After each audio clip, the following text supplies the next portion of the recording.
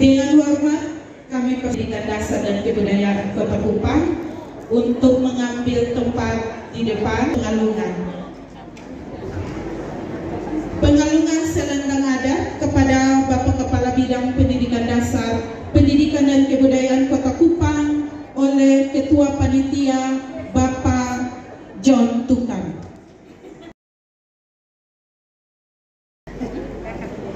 Ini gol.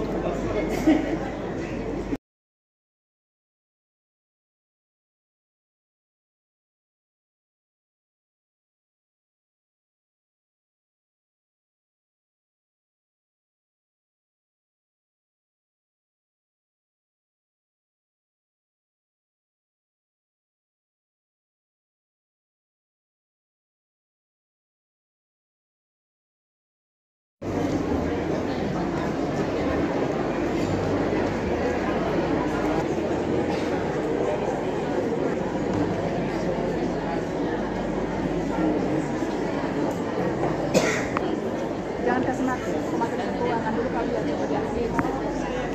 Dia nanti ada pain ya.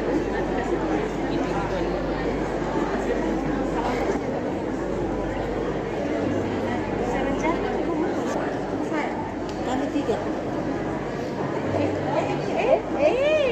Lari tuh.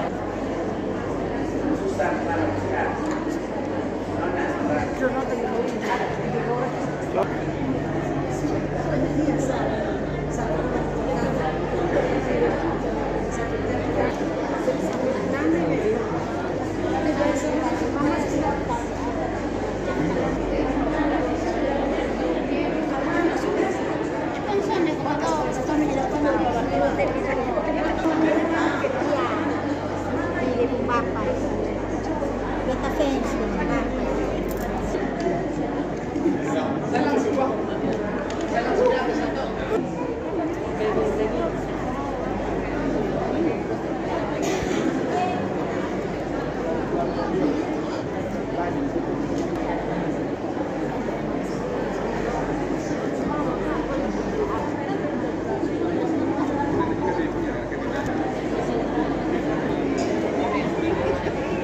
Datang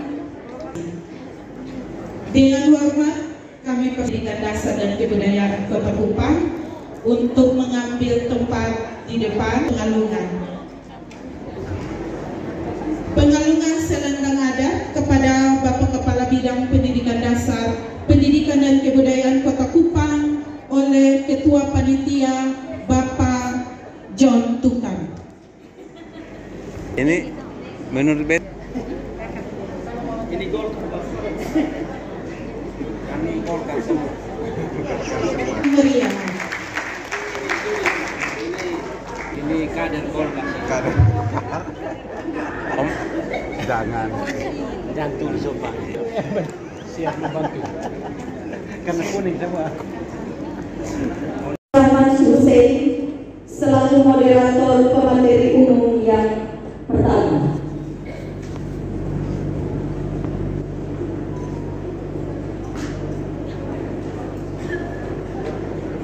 Ya, moderator akan digantikan oleh Bapak John Tukan. Waktu dan tempat kami persilakan. Baik.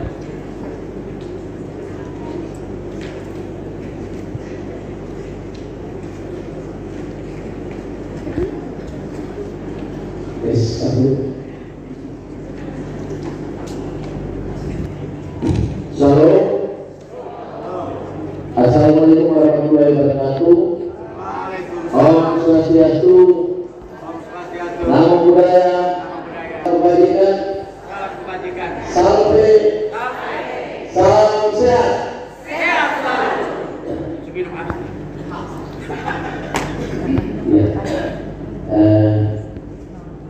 Pak Kabit sudah hadirnya kita sebagai narasumber dalam materi kurikulum merdeka dan urgensinya. Teman-teman semua, sebenarnya yang moderator Pak Rahman Hussein, sekretaris KGS Kota, tetapi beliau ada berhalangan sebentar sehingga saya menggantikan posisi moderator di pagi hari ini mendampingi Bapak Kabit. Pak Kabit akan membawa materi tentang kurikulum kurikulum merdeka dan urgensinya. Baik, untuk mempersingkat waktu, saya akan serahkan waktu sepenuhnya kepada Bapak Kepala Bidang Pendidikan Dasar Kota Kupang, Bapak Okenus Aiko. Bapak kami silakan. Assalamualaikum warahmatullahi wabarakatuh. Om Swastiastu, Namo Buddhaya, salam kebajikan, salam sehat. Sekali lagi, salam sehat. Ya, yang saya hormati Ketua MK Biganes, Bapak Bibi Suprayoy, Kepala SDNI, Presiden dan swasta Kota Kupang yang hadir, kurang lebih 92% yang hadir. Tadi saya masuk itu saya kuku pertama jumlah, kuku kedua keseragaman warna, menyerupai salah satu partai. Sehingga saya pikir hari ini rapi partai untuk menentukan atau deklarasi.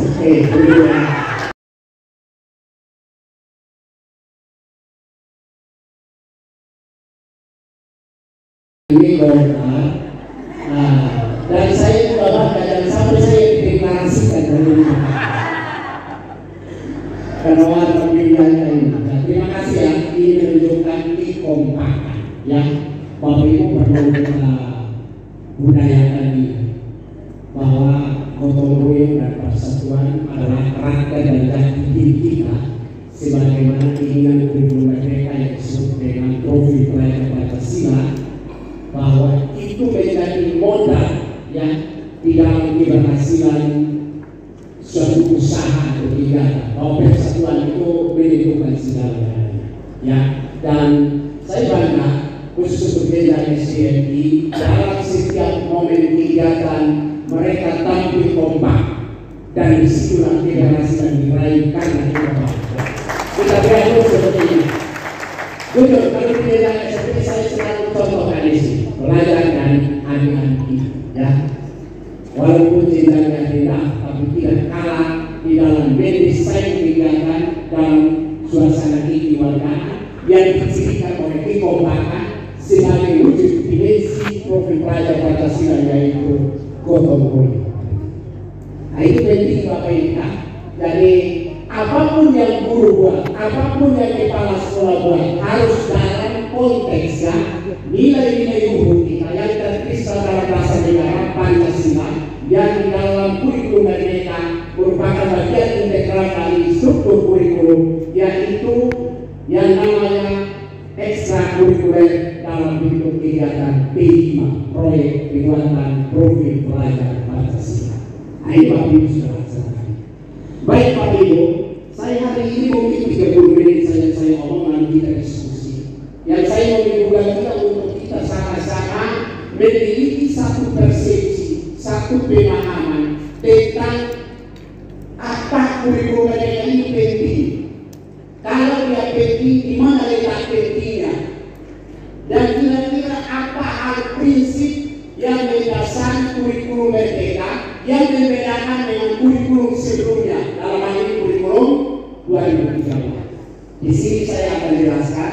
Tapi kita akan awali dengan riwayat singkat perjalanan munculnya kurikulum merdeka ini. Awalnya nama, semula diberi nama kurikulum prototipe. Itu Pak Menteri Pendidikan dan Kebudayaan, Riset dan Teknologi menegaskan bahwa kita baptis atau beri nama kurikulum merdeka. Kata merdeka ini sebetulnya lahir dari substansi atau roh kurikulum itu sendiri yang memberikan keleluasan pertama kepada satuan pendidikan melalui kurikulum operasional satuan pendidikan, keleluasan kepada guru di dalam kebebasan mendesain model pembelajaran, keleluasan kepada kepala sekolah sebagai top manager di satuan pendidikan untuk mendesain kegiatan-kegiatan sesuai dengan visi dan misi sekolah. Itulah roh atau jiwa sesungguhnya dari kurikulum merdeka. Maka alangkah hebatnya diberi nama kurikulum merdeka. Merdeka artinya otonomi diberi, yang kebebasan diberi. Di dalam kaidah secara nasional yang sudah ditetapkan. Dan sepakat namanya bukan prototipe tetapi kurikulum merdeka. Yang berikut, di masa dari masa pemberlakuan itu tahun 2021 itu wajib bagi seluruh sekolah PPK kurang lebih 2.500 sekolah PPK dan 901 SMKG kurang. Itu penerapan pertama, itu wajib ya.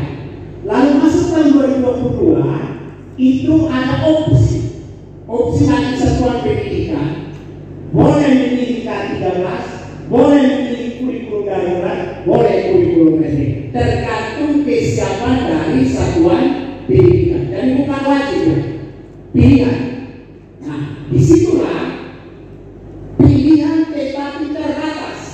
Kalau misalnya Ibu Roswe memilih kurikulum darurat karena masa COVID saat itu transisi karena sekolah belum siap, tetapi dirasakan bahwa ini penting karena kondisi belum, maka kita memilih kurikulum darurat. Darurat itu artinya disesuaikan dengan kebutuhan saat itu, karena waktu itu kan masa pandemi, waktu sangat terbatas, siswa online, ya toh, maka sangat terbatas. Yang dipilih saja materi yang penting dalam suasana darurat.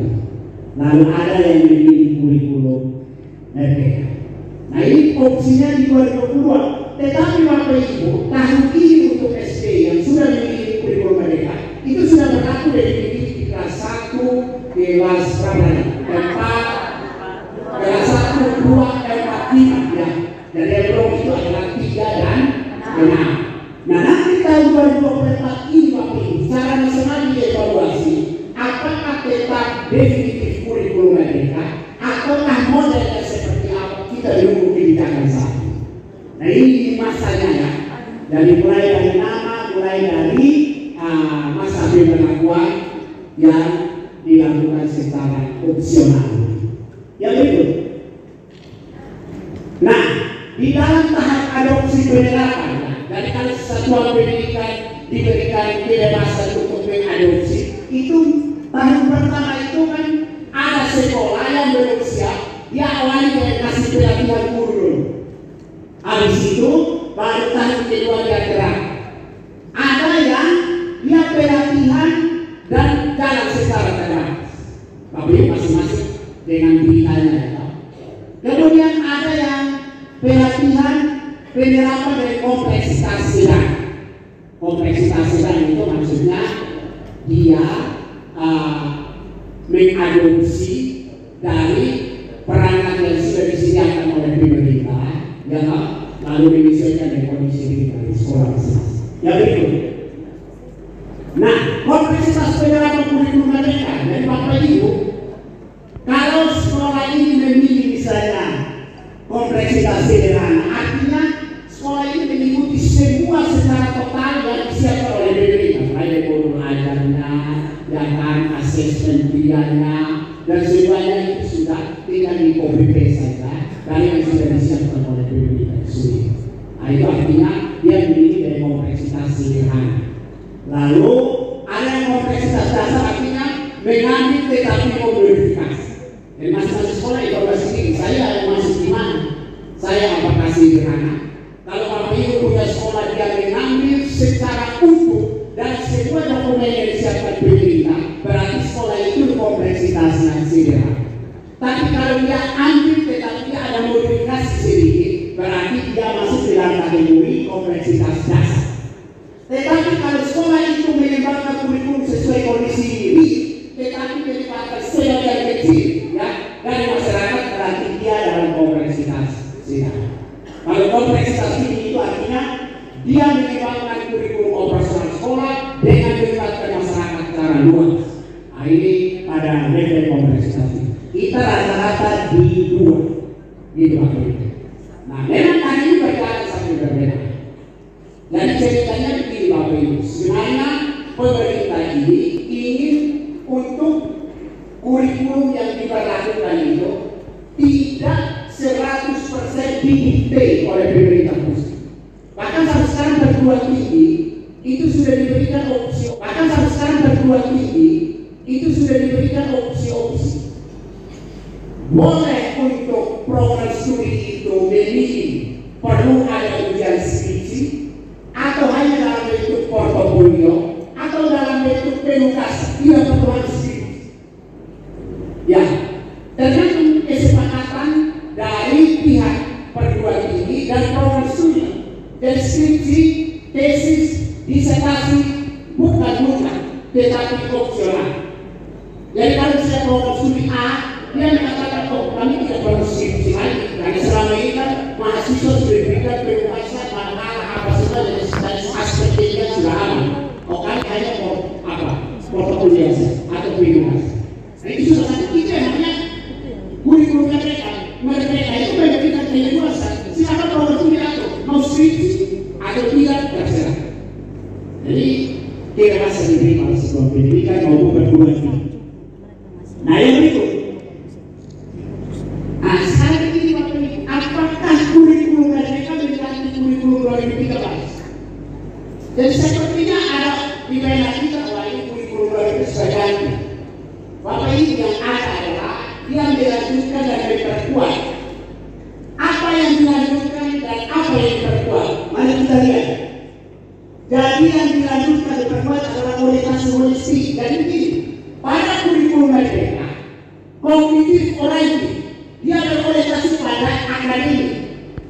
Jadi penilaian kurikulum 2013 itu adalah pada nilai pengetahuan, tidak terlalu mementingkan karakter. Nah, itu yang namanya cerdas secara otak, rampung secara karakter, karena kegagalan kurikulum memperkuat karakter. Yang berikut, makanya di dalam kurikulum mereka Bapak Ibu ada intrakurikuler, ada ekstrakurikuler yang disebut P5 tadi. Jadi P5 ini Bapak Ibu adalah lintas disiplin ilmu dan satu tema. Misalnya ya saya kasih contoh, ada tema suara demokrasi misalnya. Bagaimana mendesain proyek ini supaya anak dilatih secara akademik dan juga secara karakter. Karakter apa yang dilatih? Saya pernah hadir dalam satu proses pendidikan ketua OSIS dari desain sangat baik.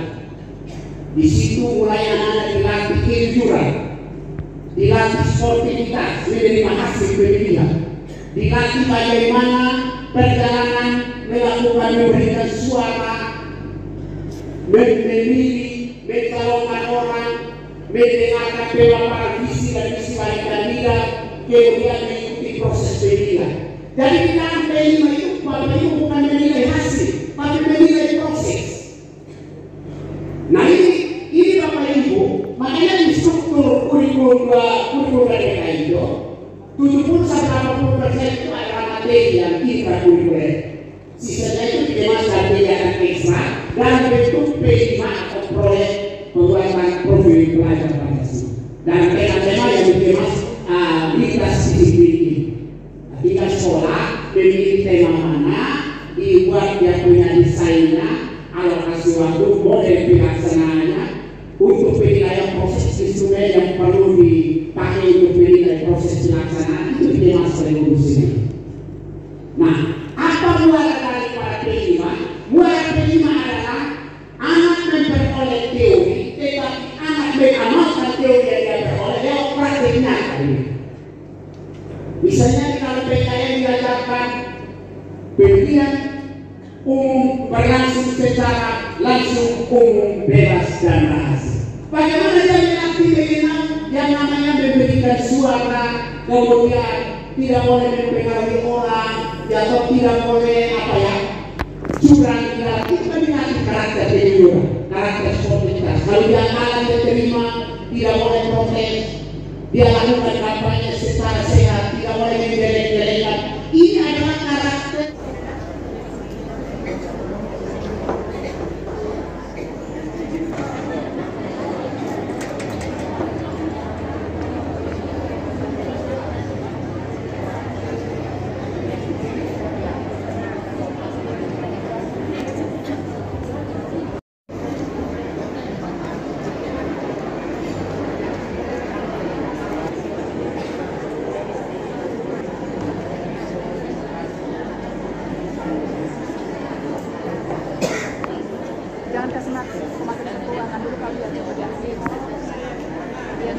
Kami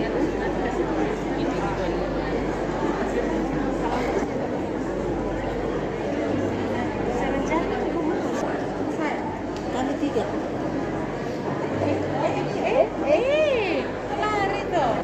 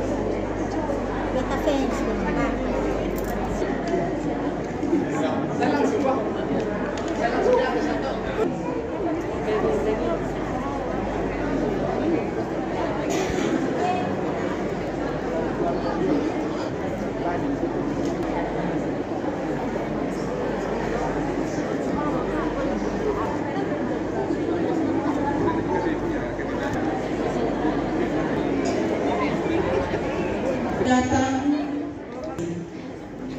dengan hormat kami Pendidikan Dasar dan Kebudayaan Kota Kupang untuk mengambil tempat di depan pengalungan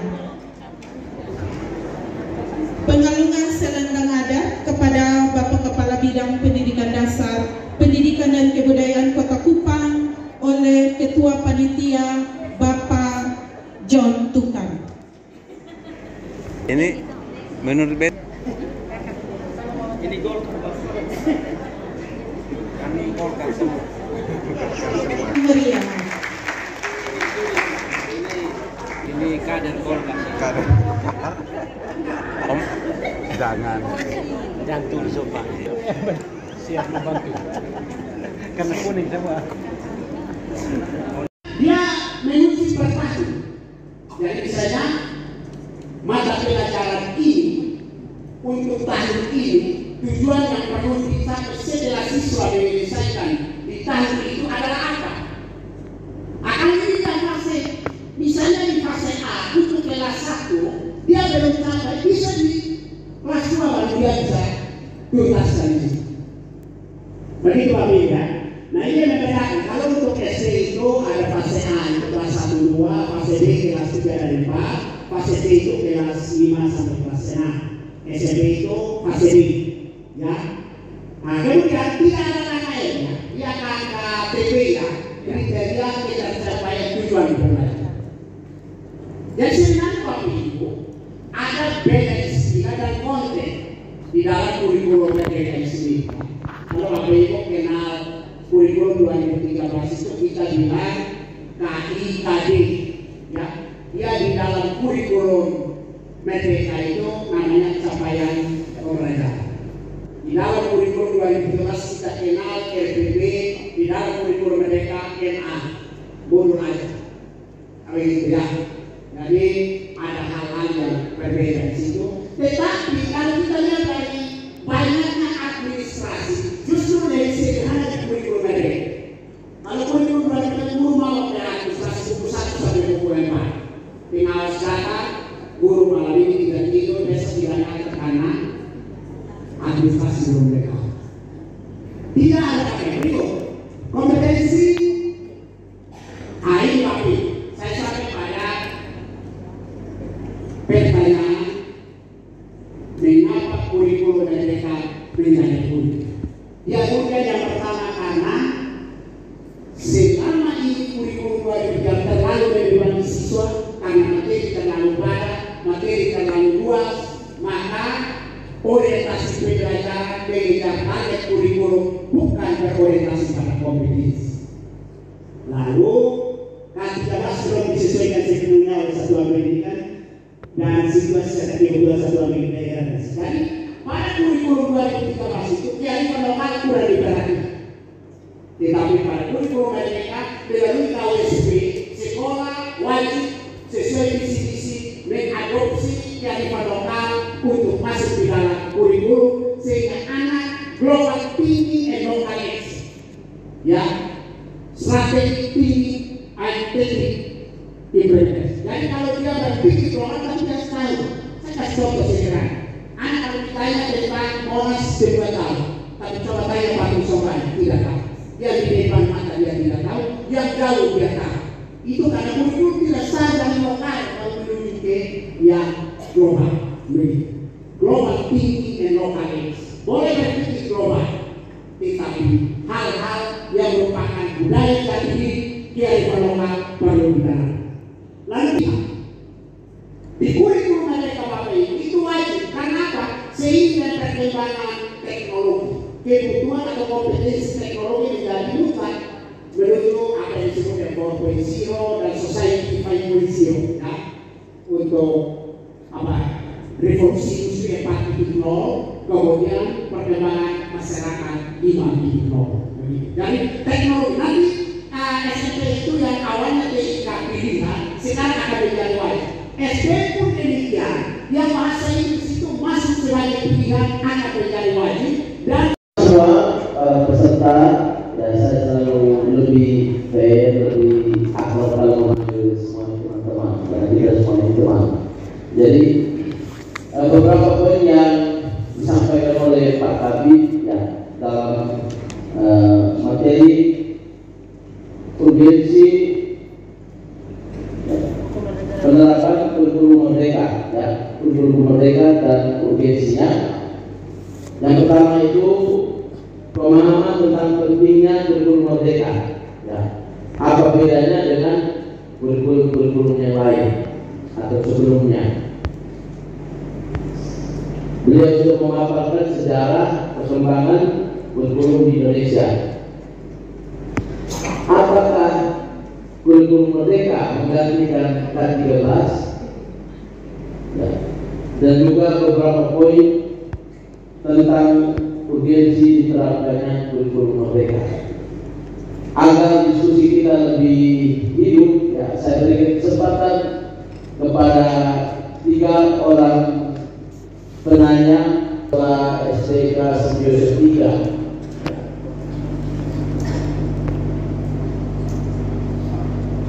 Yang berikut Bapak Siswono, Kepala Sekolah SD Wasai.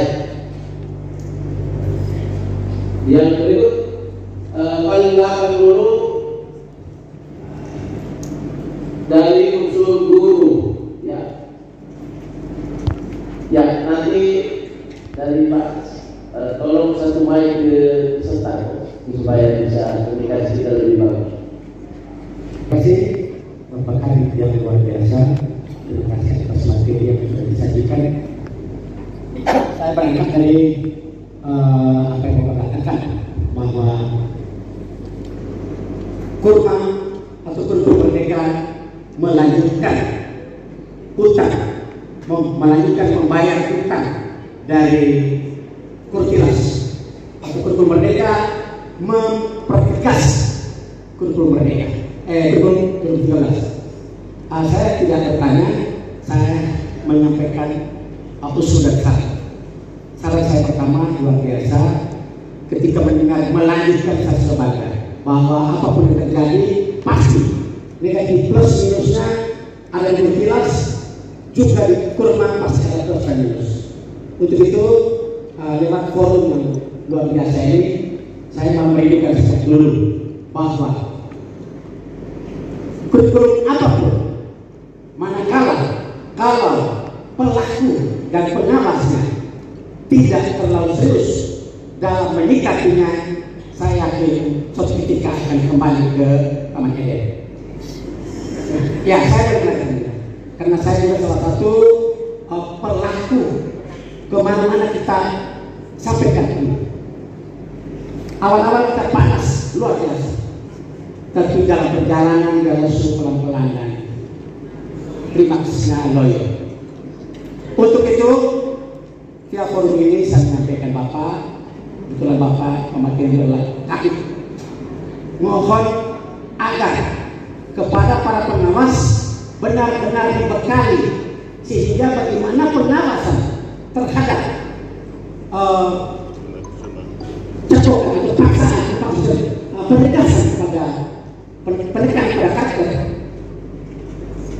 itu betul-betul terlaksana. Karena sesungguhnya secara kurikulum atau pada kurikulum sebelumnya sikap ini sudah mulai digaungkan. Hanya saja bahwa terkait ini prediksi saya, pengawasannya kurang. Kita tidak hanya pada kepala sekolah. Kepala sekolah dengan 1001 kegiatan yang sering keluar. Maka pengawasan terhadap teman-teman guru di kelas saya yakin dia kurang. Untuk itu kepada para pengawas benar-benar lebih baik di lapangan. Sehingga bagaimana memantau peletakan atau pembentukan karakter ini.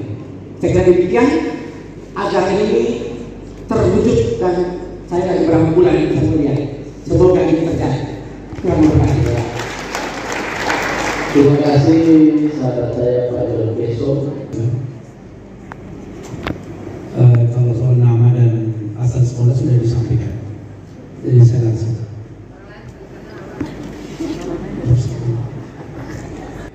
Salam. Salam.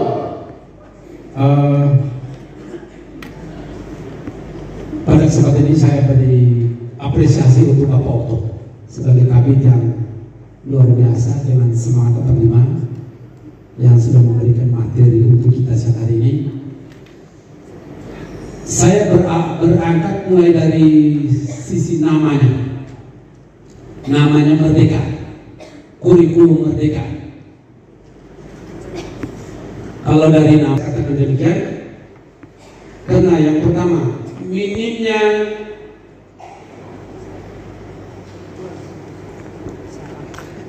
para pelaku dalam hal ini mereka yang memberikan semacam pelatihan atau didik ke sekolah-sekolah.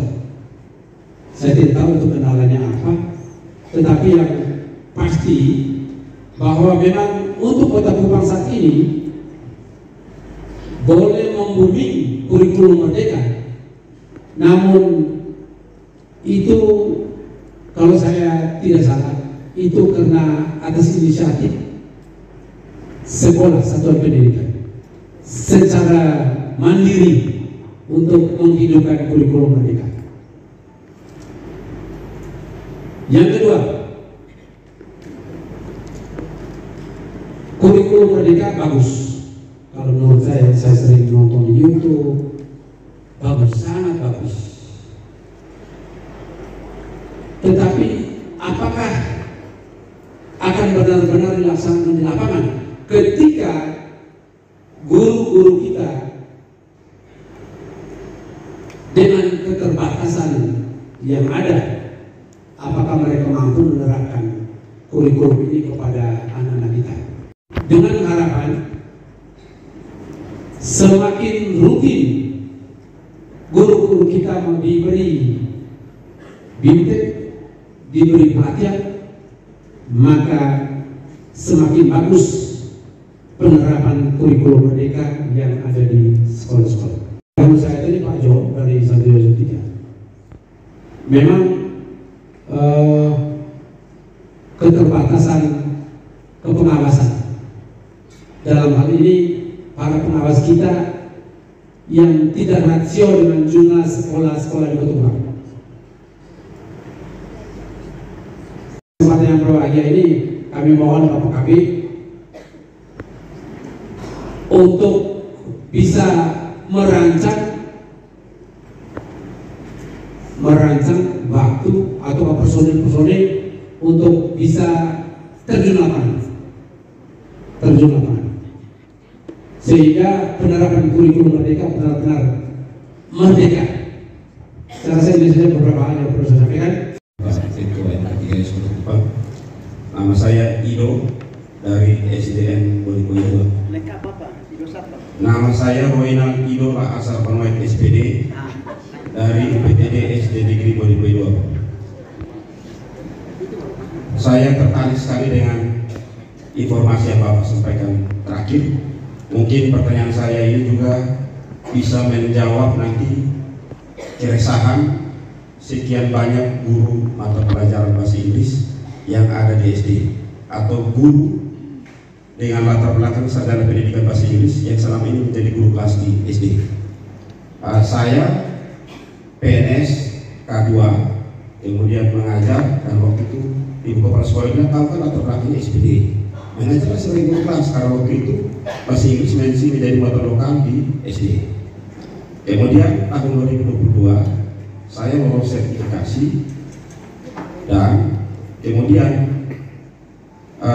saya diminta untuk PPL waktu itu, memang waktu PPD saya diminta untuk PPL di SMP, tetapi menjadi angin segar bagi kami karena waktu itu dikatakan bahwa di dalam kurikulum mereka itu bahasa Inggris menjadi mata pelajaran pilihan. Dan sementara saat ini Bapak, saya lagi berkonsultasi ke BKPPD untuk pindah sekolah. Sebenarnya hari ini saya juga mau bertemu Bapak Okto untuk berkonsultasikan hari ini. Cuma hari ini karena saya sudah ketemu Bapak di sini, maka menjadi kesempatan baik untuk saya bertanya. Tadi dikatakan bahwa dalam mata pelajaran bahasa Inggris akan menjadi mata pelajaran wajib. Pertanyaan saya, kapan nanti itu mulai diberlakukan? Karena sekarang di info GTK saya sudah kembali menjadi guru mata pelajaran bahasa Inggris, tapi di situ linearitasnya jam pelajaran itu 0, sehingga sertifikasi saya tidak cair. Saya berusaha untuk pindah, dan kebetulan saya menghubungi sebuah sekolah yayasan. Di saat dikatakan bahwa mereka bersedia menerima saya konsultasi ke BKPPD bilang sekarang kita lagi mendaftar untuk semua ASN yang berada di sekolah swasta dikembalikan ke negeri. Mohon penjelasan Bapak. Terima kasih, saya berikan. BNPT ya rekan saya menyoroti peran pengawas yang belum maksimal yang juga dilanjutkan oleh Pak Sius Nonong tadi. Kemudian 3 orang yang memberikan masukan yang di dalamnya berisi materi struktur menurut jenjang PAUD, SD, SMP, SMA, SMK, pendekatan pembelajaran, model assessment atau kalau K13 itu penilaiannya, model-model pembelajarannya. Sedangkan untuk mengeksekusi mutu itu ditentukan oleh guru itu sendiri.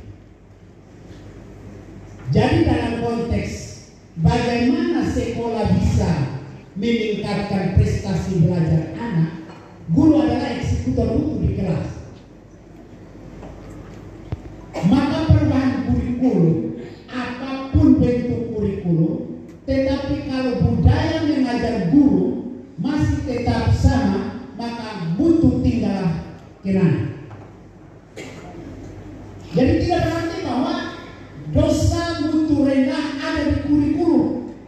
Ini salah. Kurikulum ini dia hanya konten materi, konten pendekatan, konten model penilaian, dan arah yang akan dicapai. Tetapi karena masih umum, karena karakteristik daerah satuan pendidikan siswa yang berbeda, maka tidak mungkin dia sampai spesifik. Maka kepada satuan pendidikan diberikan otonomi untuk menspesifikkan dan sebutan KSP, kurikulum operasional satuan pendidikan. Mengapa? Karena kondisi siswa di Tangerang tidak sama dengan di Kolbano.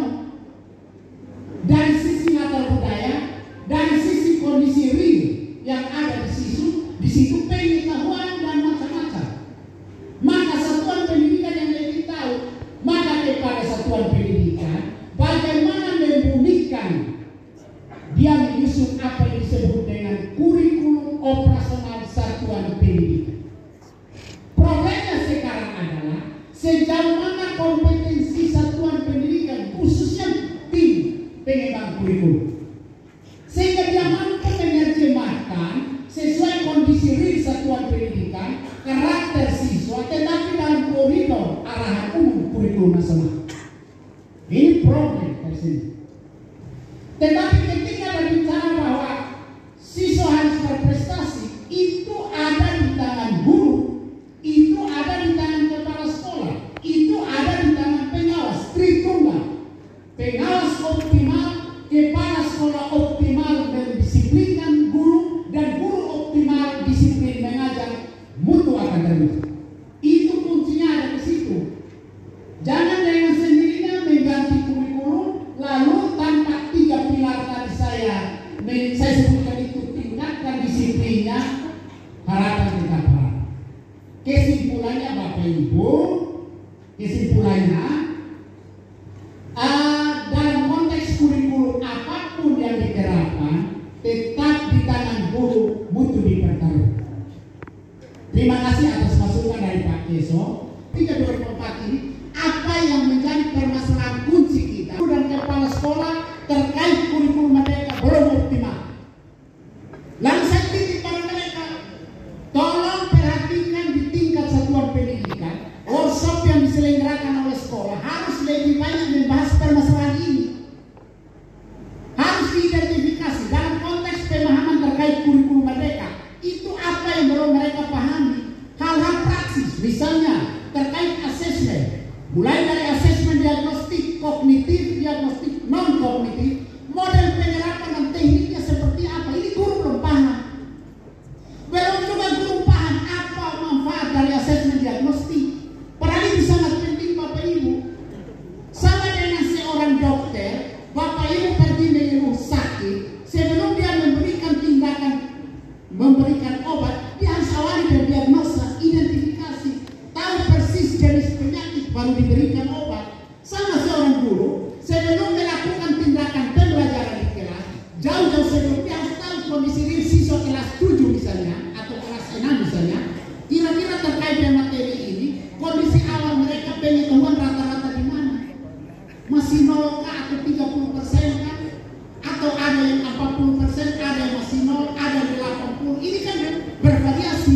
Maka kurikulum mereka mengenal namanya pembelajaran diferensiasi. Jadi pembelajaran diferensiasi itu berawal dari asesmen diagnostik. Dari sisi kognitif misalnya, oh ternyata rata-rata pemahaman mereka terkait materi yang saya mengajarkan ini pada level apa? Apa fungsi asesmen non-kognitif? Harus tahu persis latar siswa. Bapak Ibu, ini penting karena apa? Itu berpengaruh secara psikologis terhadap kesiapan belajar siswa di sini. Contoh ya, oh siswa itu kenapa dia datang sering terlambat?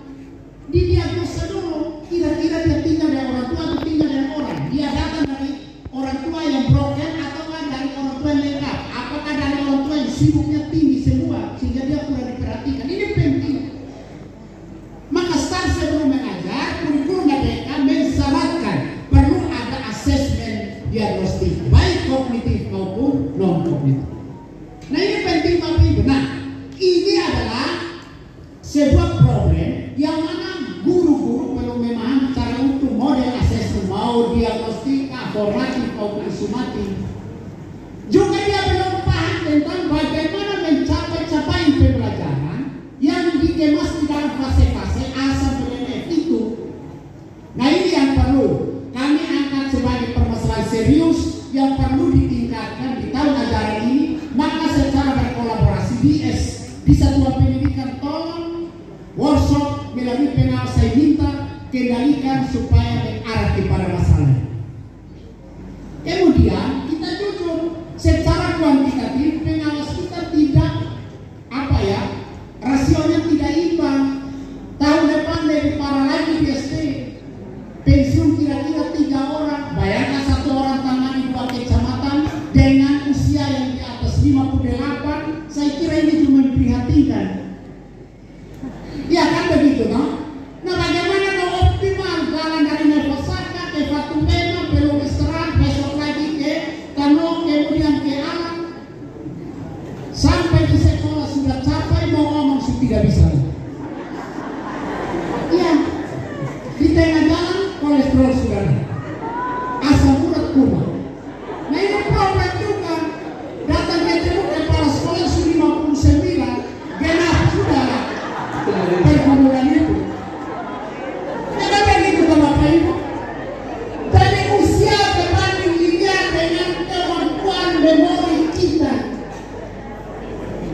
Makin tinggi usia berbanding terbalik ya. Usia naik, daya ingat turun, makin naik turun, makin naik turun, ya kan? Makin dekat ke 60 mungkin daya ingat tinggal 10%. Lalu datang lagi pengawas sudah yang daya ingat cuma tinggal 10%. Yang datang juga sering asam urat, ketemu juga yang sering asam urat. Jadilah asam urat kuat. Genap sudah pergumulan mutu. Nah ini Bapak Ibu, saya kira ini kita jujur saja. Ini kondisi kita memang secara kuantitatif pengawas kita belum berimbang dengan sekolah yang dibina. Idealnya ya, masih satu pengawas berbanding 7 sampai 9 satuan pendidikan. Kita punya justru belasan sampai puluhan over kemampuan. Nah kalau pakai seminta saya tiap hari mereka harus ada, Bapak bayangkan. Nah itu mereka jatuh di jalan. Nah oke ya Bapak Ibu, yang berikut Pak Tas. Ya memang Pak Tas, kita kalau di negara-negara barat Bapak Ibu, misalnya rencana tahun 2024 mau ganti kurikulum, 2 tahun sebelum sudah diawali dengan sosialisasi dan pelatihan. Kira-kira di atas 70% seluruh stakeholder, mulai pengawas, kepala sekolah, pihak dinas, guru sudah paham, baru mereka action. Kalau di Indonesia berorientasi proyek, jalan sambil berbenah. Pokoknya orang buta tuntun orang buta. Maka lemah kekelaman semua. Ya kata itu coba bayangkan, ketika 2021 belum ada pelatihan sama sekali, hanya kondisi corona memaksa, maka lahirlah kurikulum darurat yang kemudian dibaptis dari kurikulum merdeka. Lalu Bapak Ibu mau tahu, saat itu mungkin 10 atau 5% orang paham sedikit tentang kurikulum, tapi jangan, pokoknya jalan saja sambil berbenah. Jadi undang Pak Hika Huki ke Jakarta 3 hari pelatihan. Datang langsung pembukaan hari pertama, sepakat istirahat. Besok hari kedua padatkan materi pagi sampai malam. Langsung tutup tema. Lusa Pak Hika Huki kembali mengklaim diri sebagai instruktur nasional. Padahal yang dia dengar dari sana itu cuma 50%. Tapi datang dia hanya ingat 25. Dia undang semua kepala sekolah sosialisasi, ini instruktur nasional. Ya toh? Lalu semua kepala sekolah yang datang ini itu di atas 58. Dari 25% yang Pak Hika Huki bawa, kasih setengahnya. Kepala sekolah yang terima juga setengah. Pulang juga kasih ke guru, nol semua. Ini namanya orang buta tuntun orang buta, lembah kekelaman semua. Akhirnya ketika ditanya, Bapak Ibu apa kurikulum merdeka Bapak? Hebat, kurikulum merdeka ya.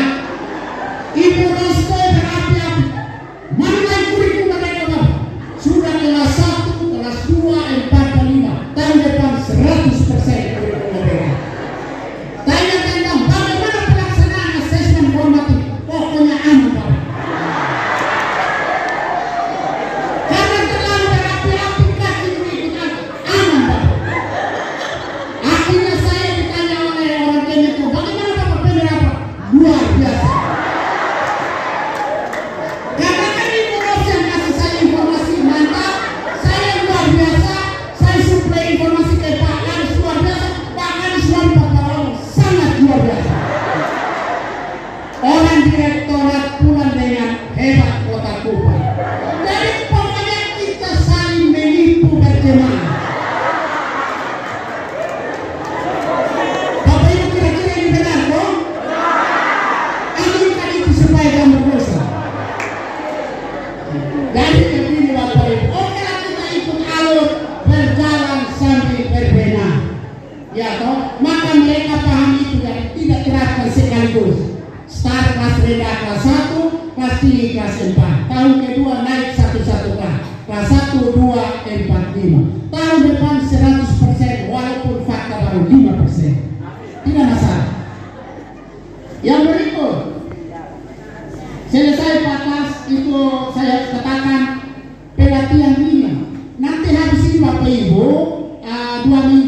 Bapak Ibu, guru-guru akan diundang untuk pelatihan terkait itu 200 orang kira-kira. Jadi nanti ambil 100 dari SD, 110 dari SD, 50 dari SMP untuk pelatihan. Tapi kita kemas lebih banyak pada materi praksis yang mereka belum paham, asesmen dan lain-lain. Untuk ATP-nya, modul ajar dan asesmen, jadi 3 komponen ini yang nanti dibahas. Kemudian terkait PAIDO, jadi begini Bapak Ibu, rencananya nanti di 2024 efektif itu sudah dijadikan mata pelajaran TIK sebagai mata pelajaran wajib SMP. Ya selama ini pilihan, sehingga tidak boleh kalau ngajar itu juga belum bisa diakomodir. Jadi dia juga di SP yang selama ini bahasa itu dari pilihan. PAIDO kalau guru mata pelajaran bahasa di SP, Pak mau masuk di Dapodi belum bisa. Karena apa? Belum resmi menjadi keputusan pemerintah dan dimasukkan di dalam Dapodi, sehingga minoritas itu tidak bisa di sana. Karena memang di SD tidak ada mata pelajaran bahasa ini. Itu hanya pilihan saja. Nah kita doakan Bapak Ibu. Kenapa? Bapak Ibu Kota Kupang ini kelebihan pada guru bahasa ini. Maka kita doakan SD jadi wajib, mereka bisa turun. Bapak Ibu mau tahu, kemarin tes itu yang P3K, itu yang lulus tanpa penempatan bahasa Inggris itu ada 8 orang sekarang ini. Mereka lulus tapi tidak ada formasi. Jadi 8 orang ini bayangkan, orang sudah lulus tetapi formasi tidak ada. Maka menggunakan P1, P2, P3. Ini sejarahnya begini. Yang dibutuhkan 3, yang lulus passing grade 12. 3 masuk, 9 tidak bisa. Maka waktu orang ribut, ketika bertemu dengan Ibu Anita Gadi nelayan, saya bilang begini Ibu, ini saya catat memang Ibu pergi gas itu menteri di dalam komisi 10. Ya, ini masalah regulasi. Regulasinya begini, panitia seleksi nasional menggunakan metode kelulusan berbasis passing grade.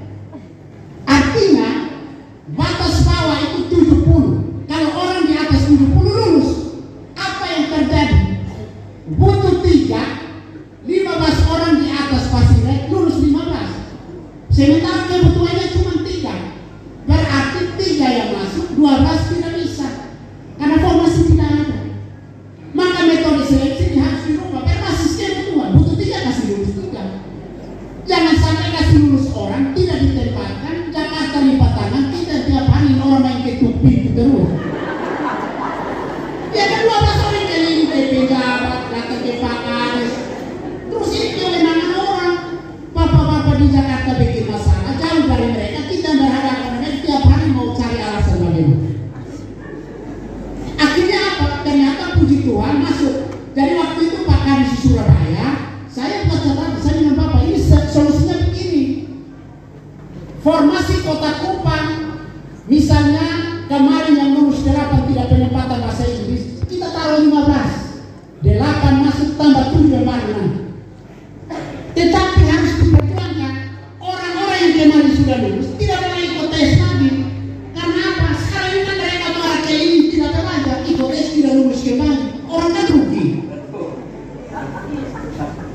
Saya lihat formasi Kota Kupang ini rahasia, belum dibuka. Tiap hari berpikir tidak masalah, berpikir sudah tidak beban karena bos lagi. Hal itu. Dan mereka jangan main ketuk pintu terus lagi karena sudah masuk dan aman misalnya.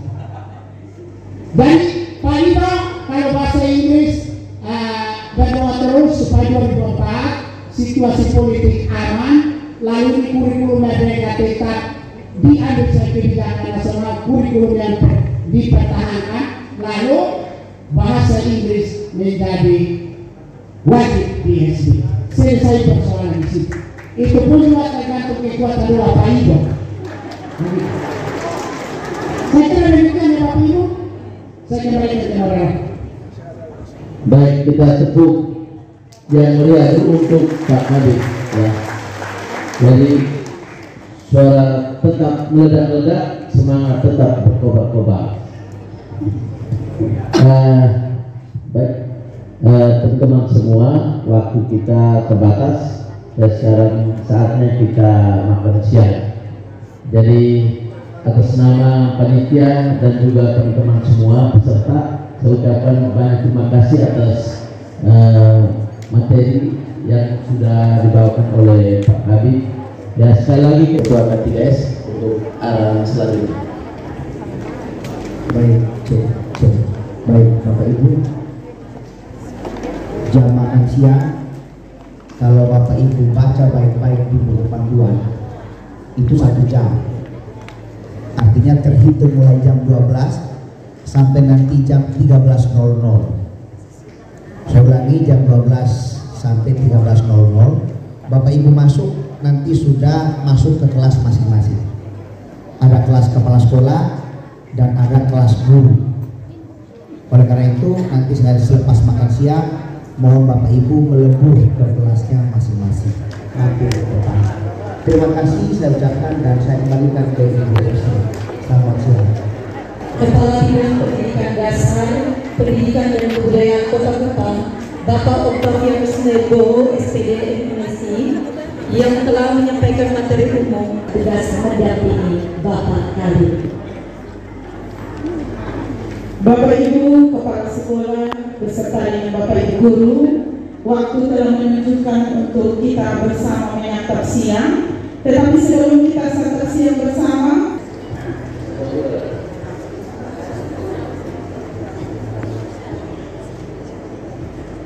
baik teman-teman semua, kita akan kembali di dalam siang bersama dan olehnya dijadikan saya bawa doa merupakan riset. Sementara Bapak Ibu teman yang lain silakan sesuai dengan kepercayaan kita satu dalam doa. Segala kemuliaan kehormatan bagi Bapak Tuhan kami Yesus Kristus yang telah berkutuk kami siang. Semua kami yang ada dalam ruangan sangat tersebut dan berterima kasih pimpinan penyertaan Tuhan. Terima kasih buat Tuhan yang sangat yang kuat. Terima kasih buat nama sini dan memaksakan bagi kami semua. Dan semoga telah mengikuti beberapa kegiatan dan saat ini Tuhan tolong kita dapat menikmati hidangan siang secara bersama-sama. Dan mohon Kau Kudus yang memberkati ketika kami menikmati perbuatan untuk jasmani kami, nama Tuhan kami sepakat. Terima kasih kepada Tuhan yang akan Bapak Ibu seorang terhadap orang kekurangan dan diambil. Tuhan telah menolong mereka. Orang-orang yang telah kepada memberkati. Semua hamba-hamba Tuhan, umat-umat Tuhan yang berkepat Tuhan memberkati. Terima kasih sekali dari Bapak kepada Ibu sendiri kota bersama seluruh dan dalam kekuatan Tuhan. Kota telah pertama-tama kehidupan hikmat pengertian. Jadi bahwa ketika kota yang semakin hari semakin dalam kehilangan Tuhan. Terima kasih.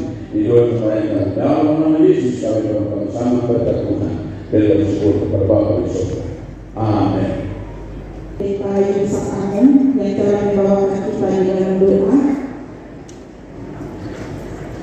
Bapak Ibu Kepala Sekolah dan Bapak Ibu Guru, dengan segera saya persilakan untuk mengambil santap siang bersama. Selamat menikmati. Waktunya cuma 1 jam saja dari sekarang. Selamat siang Ina. Siang. Nama siapa kakak? Diana Siok. Sekarang di SD mana nih? SD Negeri Nunhila. Nunhila. Berapa lama kakak mengabdi di sini? Baru mulai belum 1 bulan juga. 1 bulan ya. Guru apa? Guru kelas. Kelas, oke. Ibu, ini terkait workshop hari ini kan sebuah upaya peningkatan kapasitas muatan kurikulum mereka belajar. Tentu bergeser dari kurikulum ke-13 ke sini. Nah, menurut Ibu sendiri dengan adanya kurikulum Merdeka Belajar sekarang ini ke depan, itu Ibu dengan workshop ini apa yang Ibu rasakan? Dengan workshop ini guru-guru bisa mengembangkan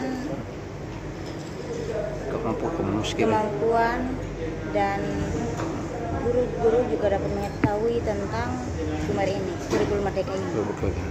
Nah, ini terkait dengan anak-anak kita nih, respon mereka untuk beberapa saat ketika Ibu mulai bekerja ini seperti apa terhadap kurikulum Merdeka? Mereka sangat senang dan mereka sangat antusias dengan kurikulum Merdeka ini. Itu dilihat dari mana mungkin? Dari apa gaya Respon mereka dalam kelas. Kelas itu ya. Kebebasan diberikan lebih banyak kepada anak-anak untuk berkreasi ya. Bukan diberikan di K13. Memang ada keunggulan di K13 juga. Iya. Nah, terkait dengan ke depan nanti, ini kan kita terkenal dengan ganti menteri, ganti kebijakan. Nah, harapan Ibu sebagai guru, pendidik dan yang bisa menggagas banyak hal untuk generasi kita ke depan. Harapan Ibu terkait dengan menteri ke depan. Apakah perlu nanti ada menteri ganti lagi atau seperti apa? Menurut saya kalau ganti menteri usahakan tidak diganti lagi untuk ini kurikulum yang ada.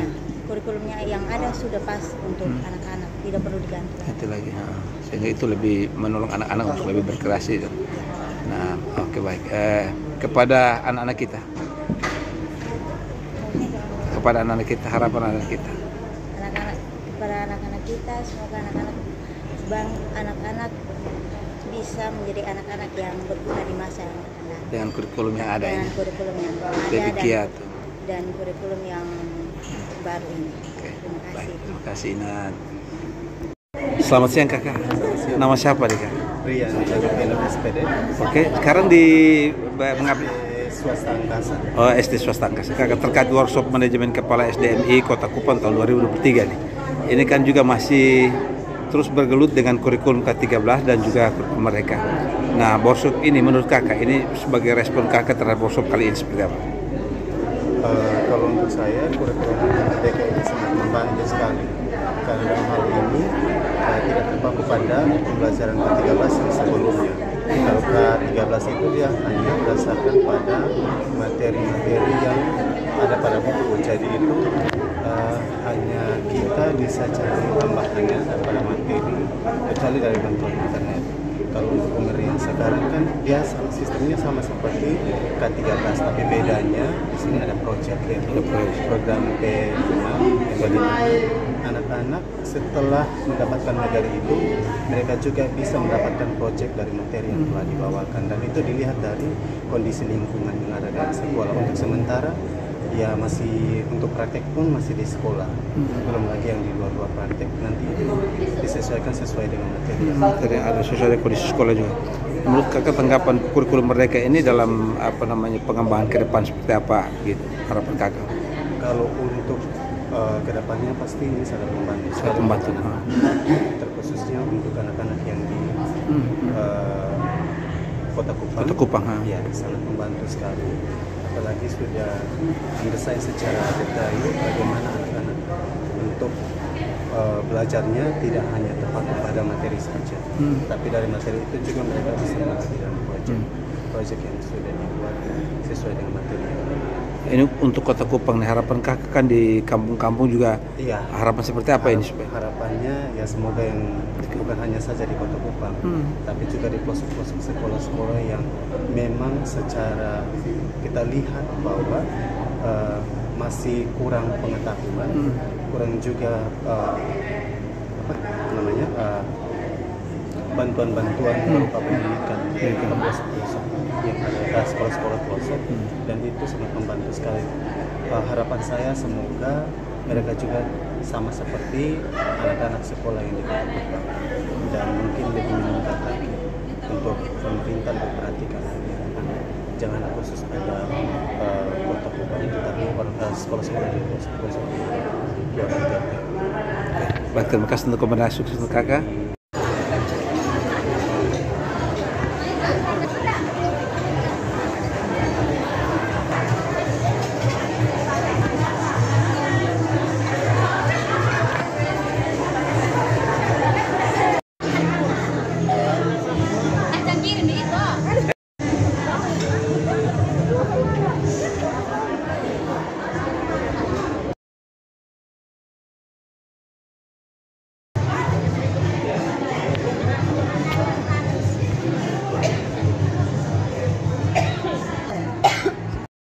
Selamat siang Ina, apa kabar?